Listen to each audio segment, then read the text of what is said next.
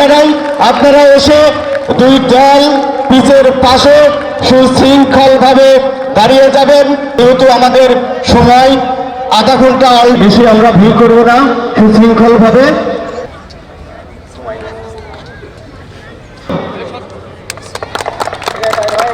Match পরিচালনার জন্য মরহুম রেজাউল আলম বাংলাদেশ জাতীয়তাবাদী দলের প্রতিষ্ঠা লগ্নের একজন নিবেদিত প্রাণকর্মী ছিলেন। বাংলাদেশি জাতীয়তাবাদী আদর্শ ধারণ করে মৃত্যুর দিন পর্যন্ত তিনি প্রমাণ করেছেন যে শহীদ রাষ্ট্রপতি জিয়াউর রহমান, দেশনেত্রী বেগম খালেদা জিয়ার নেতৃত্বে তিনি অবিচল একটা নির্ভীক একটা কর্মী ছিলেন।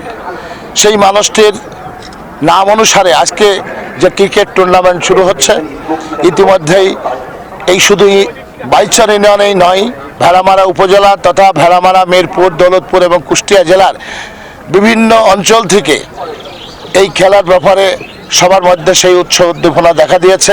এমন একটা সময় এই ক্রিকেট টুর্নামেন্ট অনুষ্ঠিত হতে যাচ্ছে যখন আমরা জানি যে আমাদের তরুণ সমাজকে ষড়যন্ত্রমূলকভাবে পাশ্চাত্য দেশ যারা অনুপ্রবেশ ঘটিয়ে বিভিন্ন ধরনের মাদকে আসক্ত সৃষ্টি করে যুব সমাজকে, তরুণ সমাজকে নষ্ট করার প্রক্রিয়ায় রত আছেন। ঠিক সেই মুহূর্তে এই ক্রিকেট টুর্নামেন্টটা একটা ব্যতিক্রমধর্মী অনুপ্রেরণা যুব সমাজের মধ্যে, তরুণ সমাজের মধ্যে জাগাবে বলে আমি বিশ্বাস করি।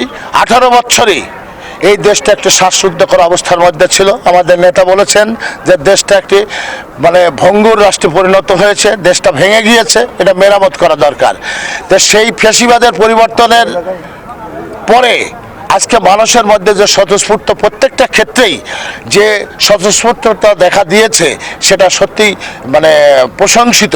আমরা বিগত 16টি বছর এই ধরনের খেলা শুধু নয়, সাংস্কৃতিক অনুষ্ঠানই শুধু নয়, ধর্মীয় অনুষ্ঠান সহ আমরা কোনো অনুষ্ঠানে স্বাধীনভাবে আমরা করার মতো কোনো সুযোগ পাইনি। কিন্তু 5ই আগস্টের পর আজকে আমরা সত্যি স্বাধীনভাবে স্ব ব্যক্তি, স্ব প্রতিষ্ঠান, স্ব সমাজ, রাষ্ট্র, রাজনৈতিক কর্মী তাদের রাজনৈতিক সকল কর্মকাণ্ড অন্তত স্বীয় স্বাধীনতার থেকে আমরা প্রকাশ করতে পারছি। এটা সত্যি একটা বিশাল উপলব্ধি। প্রথমবারের মতো রেজাউল আলম স্মৃতি ক্রিকেট টুর্নামেন্ট 2025 এই 16 দাগ মাধ্যমিক বিদ্যালয় মাঠে মিতালি ক্লাবের আয়োজনে অনুষ্ঠিত হতে যাচ্ছে। আজকে শুভ উদ্বোধন হয়ে গেল। বাংলাদেশের 16টি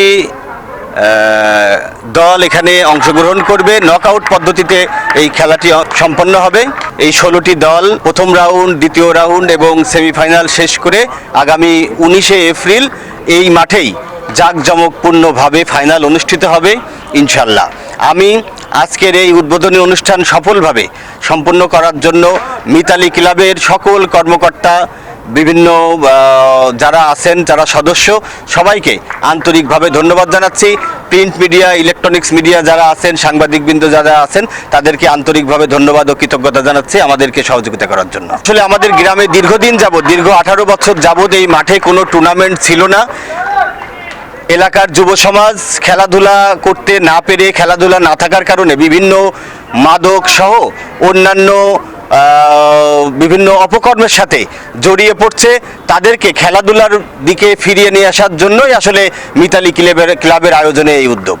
এটা প্রতি বছর চলমান থাকবে। এটা সিজন 1, আগামী বছর ইনশাল্লাহ সিজন 2 হবে।